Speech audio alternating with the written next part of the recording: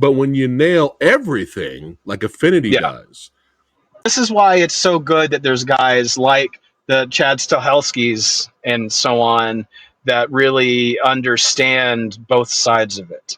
You know, these are yes, guys that are not just fight coordinators or stuntmen, but they want to be proper directors too, who happen to have an acute understanding of how to do yeah. action and when to do action and what leads to action, rather than just, oh, here's a fight, or we need a fight every 10 minutes so we can sell it to this territory. You don't feel it if you don't feel the characters or some kind of suspense or anticipation or anxiety about the situation. But when you nail everything like Affinity Yeah. does, that seems to be rare nowadays. I want to buy the soundtrack of this movie. I know some of the composers' other stuff is on there, so I'll see. I'll put in a word with some people and I see have if we can people get it asking me, there. bro. Because if it's just me asking, they're like, "Oh, you just want to hear your movie." But if it's other people that want to hear it, then that's Yeah. like, "Oh, Yeah, well, tell him I want to buy the goddamn soundtrack. All you right. in particular, specifically you," and then Yes, they'll be like, "Oh God, I we need to get it up there." that's right.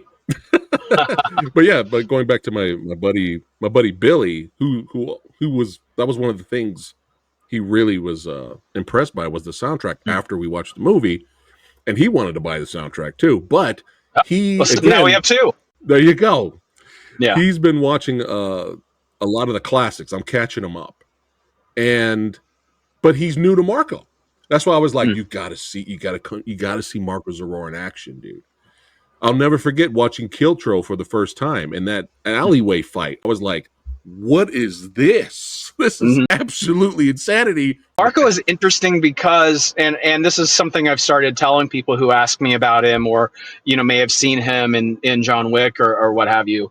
He's like if you took Dolph Lundgren but made him move like Jet Li or Bruce Lee or a smaller person, and it's really kind of remarkable to see. Yeah. And so he's really like the best parts of a lot of different guys. You have a big guy who can move with such like almost like poetically, but also beat the shit out of you. That's why we're so happy, he's in movies like this and getting opportunities to be in John Wick, and his upcoming boxer movie looks phenomenal as well.